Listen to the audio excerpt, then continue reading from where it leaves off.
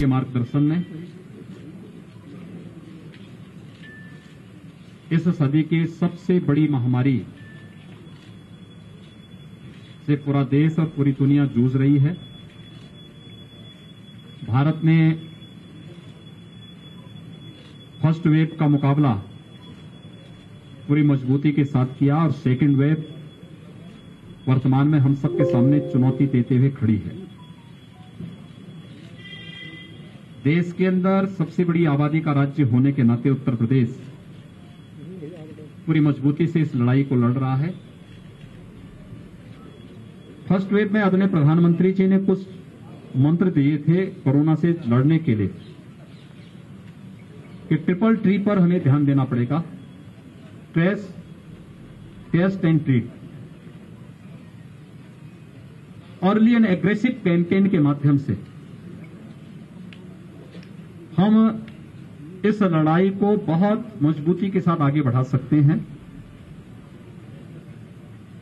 First wave में यह आशंका व्यक्त की थी विशेषज्ञों ने कि उत्तर प्रदेश में एक्टिव केस 1 लाख से ज्यादा जाएंगे और उत्तर प्रदेश ने एक्टिव केस 67,000 पर नियंत्रित करे थे और फर्स्ट वेव में जो यहां पर प्रतिदिन आने वाले जो मैक्सिमम केस थे वो 7,200 तक पहुंचे थे। सेकेंड वेव जब आई महाराष्ट्र के अंदर, दिल्ली के अंदर, जब पॉजिटिविटी बहुत ज्यादा बढ़ गई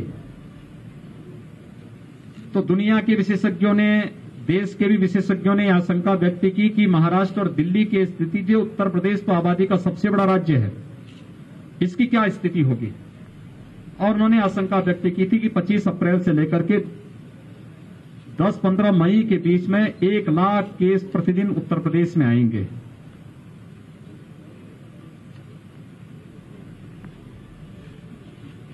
हमारी पूरी टीम ने, शासन ने, प्रशासन ने, जनप्रतिनिधियों ने, हमारे हेल्थ वर्कर्स ने, कोरोना वॉरियर्स ने, स्वयंसेवी संगठनों ने, आप सभी मिलकर के जो एक रिजल्ट दिया है, इसमें उत्तर प्रदेश के अंदर एक दिन में सबसे अधिक पॉजिटिव केस आने वाली जो तिथि थी वह थी 24 अप्रैल, जिसमें 38,055 केस आए थे।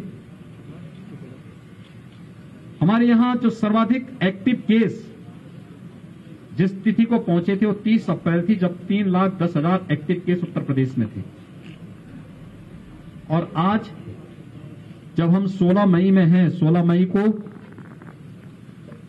24 घंटे में जो पॉजिटिव केस आए हैं वह आए हैं 10,600 और एक्टिव केस वह घट करके अब आए हैं 1,63,000 तक। यानी हम लोगों ने पिछले 15 दिनों के अंदर एक्टिव केस 1,47,000 से अधिक एक्टिव केस उत्तर प्रदेश के अंदर कम हुए हैं। टेस्ट एंड टेस्ट ट्रीट की इस मंत्र को अपना करके हम लोगों ने इसी कार्यक्रम को आगे बढ़ा करके इस दौर, यानी प्रदेश देश के अंदर सर्वाधिक टेस्ट करने वाला राज्य है। आज 4.5 करोड़ टेस्ट कर उत्तर प्रदेश अपना पूरा कर चुका है और ये एग्रेसिव कैंपेन इस दिशा में उत्तर प्रदेश के द्वारा प्रारंभ निरंतर चल रही है। पहला कोरोना पॉजिटिव जब यूपी में आया था तब हमारे पास टेस्ट की सुविधा नहीं थी। आज 2.5 से 3 लाख टेस्ट प्रतिदिन हम लोग कर सकते हैं। हमारे पास बेड्स नहीं थे। हमने फर्स्ट वेव में L1 फैसिलिटी के बेड की आवश्यकता थी, 1,16,000 तक उसे पहुंचाया था। L2, L3 की 23,000 तक हमने बेड्स पहुंचाए थे। लेकिन सेकेंड वेव में L1 फैसिलिटी के बेड की आवश्यकता नहीं थी, L2, L3 की फैसिलिटी की आवश्यकता पड़ी, तो हम आज 80,000 तक पहुंचा चुके हैं। फर्स्ट वेव में ऑक्सीजन की इतनी आवश्यकता नहीं थी, लेकिन सेकेंड वेव में ऑक्सीजन की आपूर्ति कई गुना ज्यादा बढ़ी। लोगों ने डिमांड की ऑक्सीजन की, जिससे पहली बार देश के अंदर ऑक्सीजन एक्सप्रेस भारत सरकार के सहयोग से चले। एयरफोर्स के जहाजों के माध्यम से ऑक्सीजन के टैंकर भेजे जाते थे, वहां से ट्रेन के माध्यम से मंगाए जाते थे। और आज हम लोगों ने हर जनपद में सरप्लस ऑक्सीजन तक उपलब्ध कराने में इस दौरान हम लोग सफल रहे हैं। लेकिन फ्यूचर की आवश्यकता को ध्यान में रखकर ऑक्सीजन आत्मनिर्भरता की दृष्टि से अकेले मेरठ मंडल के अंदर 35 नए ऑक्सीजन प्लांट लगाने की कार्रवाई वर्तमान में चल रही है और जिसमें अकेले मेरठ जनपद में 10 ऑक्सीजन प्लांट वर्तमान में जिन पर या तो कार्य प्रारंभ हो चुका है या जिन पे कार्य होने जा रहा है, जिससे आने वाले समय में यहां के मेडिकल कॉलेजेज, हॉस्पिटल और सीएचसीज में ज्यादातर को हम लोग ऑक्सीजन की दृष्टि से आत्मनिर्भर कर सकेंगे और बाहर से ऑक्सीजन लाने की आवश्यकता नहीं पड़ेगी। तो ऑक्सीजन कंसंट्रेटर भी हर एक जनपद को इस दौरान उपलब्ध कराए गए हैं। एक आशंका जो व्यक्त की जा रही है वह 2-3 चीजों को लेकर, एक गांव में इन्फेक्शन की दृष्टि से उत्तर प्रदेश ने 2 मई से ही इसके बारे में एडवाइजरी जारी कर दी, जिसमें निगरानी समितियां स्क्रीनिंग का कार्य कर रही हैं, हर लक्षण युक्त और संदिग्ध व्यक्ति को मेडिकल किट उपलब्ध करा रही हैं, उनकी सूची ICCC के साथ दे करके फिर ICCC से रैपिड रिस्पांस टीम वहां जाकर के एंटीजन टेस्ट करती है, उन्हें मरीज के लक्षण के अनुसार हॉस्पिटलाइज करना, क्वारंटीन सेंटर में रखना या होम आइसोलेशन में रखना, इन सब पर कार्य हो रहा है। और एक एग्रेसिव कैंपेन वर्तमान में पूरे प्रदेश के अंदर 97,000 राजस्व गांवों की दृष्टि से लेकर के राज्य सरकार ने लिया है और यह अभियान हमारी 60,000 से अधिक जो निगरानी समितियां बनाई हैं, जिसमें 8 से लेकर के 10 सदस्य निगरानी समिति में हैं और 12,000 नगरीय क्षेत्रों में ये निगरानी समितियां वर्तमान में कार्य कर रही हैं। इसके माध्यम से हम लोग ग्रामीण क्षेत्र में भी कोरोना के संक्रमण से बचाव के अभियान प्रारंभ कर रहे हैं। युद्ध स्तर पर इस कार्य योजना को आगे बढ़ाने का कार्य किया जा रहा है। इसके साथ ही पोस्ट कोविड पेशेंट भी हमारे सामने आ रहे हैं। ब्लैक फंगस से जुड़े हुए कुछ मामले आए हैं। कल ही राज्य सरकार ने ब्लैक फंगस के लिए प्रदेश के अंदर एक क्राइसिस मैनेजमेंट ग्रुप हम लोगों ने बनाया है, जिसमें प्रदेश और देश के चिकित्सा विशेषज्ञों को रखा गया है। ये सभी ग्रुप इन सभी मुद्दों पर चर्चा करता है। सेकेंड वेव कैसे हम इसको फेस कर सकते हैं, थर्ड वेव में हमें क्या करना है, ब्लैक फंगस के लिए हमारी क्या रणनीति होनी चाहिए। कल उत्तर प्रदेश ने इसकी एक एडवाइजरी पूरे जनपदों में जारी कर दी है। इसकी लाइन ऑफ ट्रीटमेंट क्या होगी, क्या सावधानी बरतनी चाहिए, किसी भी पेशेंट के बारे में जो हाई रिस्क कैटेगरी पहले से पहले वेव में कहा जा रहा था कि मधुमेह से जुड़े, डायबिटीज से जुड़ा हुआ पेशेंट, उसको क्या सावधानी रखनी चाहिए, या हाई रिस्क कैटेगरी से जुड़े हुए लोगों को क्या सावधानी रखनी चाहिए, इन सभी को लेकर के कल एक व्यापक एडवाइजरी जारी की है और इसके लिए भी मुफ्त में उपचार की व्यवस्था हर एक जनपद में बनाने की कार्रवाई के निर्देश दिए गए हैं। इसके साथ ही वैक्सीनेशन के कार्यक्रम को आगे बढ़ाने और थर्ड वेव को रोकने के लिए भी राज्य सरकार ने अपनी व्यापक रणनीति बनाई है। 45 से ऊपर के लोगों को भारत सरकार मुफ्त में वैक्सीन उपलब्ध करवा रही है और मुफ्त में वैक्सीन उपलब्ध करवाने की इस कार्रवाई के साथ प्रदेश में अब तक हम लोगों ने 1.5 करोड़ लोगों को वैक्सीन हम दे चुके हैं। 18+ में मेरठ जो कमिश्नरी है, इसमें 50,000 यूथ को अब तक वैक्सीन दिया जा चुका है। वैक्सीनेशन का एक कार्यक्रम हम लोगों ने फेज वाइज 18+ के लिए फेज वाइज प्रारंभ किया है। पहले 9 जनपद जो सर्वाधिक एक्टिव केसेस जहां थे, पॉजिटिविटी ज्यादा थी, उन पे किया। फिर सभी नगर निगमों में हमने इसको लागू किया। अब सभी नगर निगमों के साथ ही हर कमिश्नरी मुख्यालय पर भी हम लोग कल से 23 जनपदों में 18+ का वैक्सीनेशन का कार्यक्रम प्रारंभ होने जा रहा है। युद्ध स्तर पर इस कार्यक्रम को आगे बढ़ाने के साथ ही प्रदेश सरकार ने एक व्यापक रणनीति बनाई है, क्योंकि कोरोना कर्फ्यू को 1 सप्ताह के लिए आगे बढ़ाने का कार्य हुआ है।